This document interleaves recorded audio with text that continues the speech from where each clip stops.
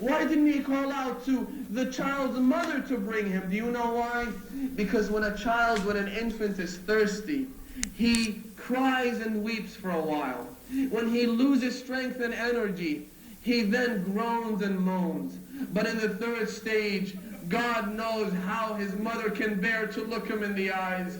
The tradition says that his eyes had sunk into their sockets.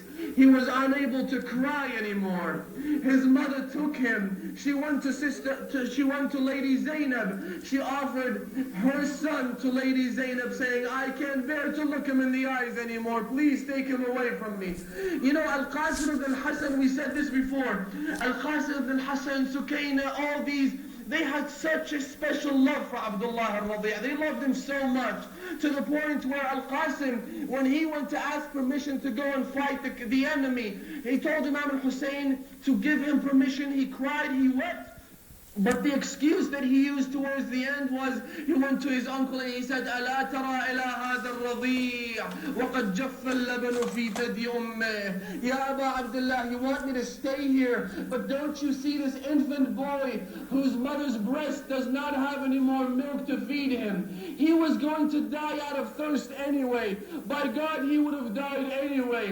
Imam al-Hussein wants to offer this great sacrifice. It was his greatest personal sacrifice. Do you know why? Because all the others, they had their own willpower, they had their own decision, they made those decisions, but Abdullah al-Radi' had no decision to make.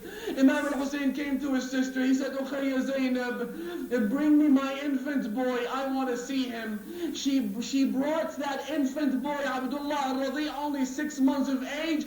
Imam al-Hussein, according to our traditions, grabbed him, he began kissing him. He kissed him once, but he wasn't content. He took that infant boy, he began kissing and kissing and kissing him. Then he went towards the enemy forces. He went out there, and God knows what happened. Ya Hujjat ibn al-Hasan, I don't know how to say this. I don't know how to explain what happened. All I know is that the women and the children suddenly saw Imam al-Hussein taking the blood of that infant, throwing it towards the sky. لَقَدْ هَوَّنَ بِي مَا نَزَلَ عَلَيْهِ أَنَّهُ بِعَيْنِكَ. Ya Allah, this is easier for me to bear because I can see you doing it. Imam al-Hussein took that blood, he smeared it onto his face. He then took the blood, he put it on his head.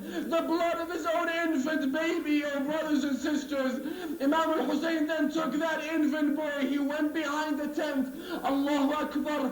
In what stage was Imam al-Hussein? I don't know if you have ever seen a febrile convulsion, a fit, a seizure. If you have seen what a seizure is like, and if it happens to your son and daughter, you will know how bad it feels to look at your son shivering like that. Imam al-Hussein then went behind the tent. Allahu Akbar, a father doing this himself. With the tip of his sword, he began digging a small pit, a small grave. He then placed it inside. He covered him.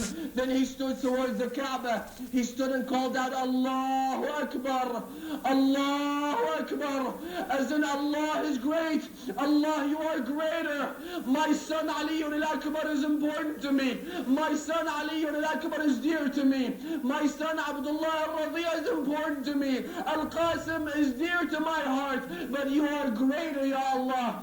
By God, he revived Jesus and Moses and Abraham on that day. Then Imam al-Hussein came back. I don't know how to explain this. I don't know in what state Abu Abdullah al-Hussein was. But you can imagine when a young boy or girl dies, the family members gather together. They take that child away from the father so he wouldn't have to look at him. But Imam al-Hussein didn't have Ali al-Akbar on that day anymore. Ali al-Akbar wasn't there to take Abdullah al-Radi'. Al-Abbas was by the riverbank. He wasn't there to come and console the Imam. Al-Qasim wasn't there any longer.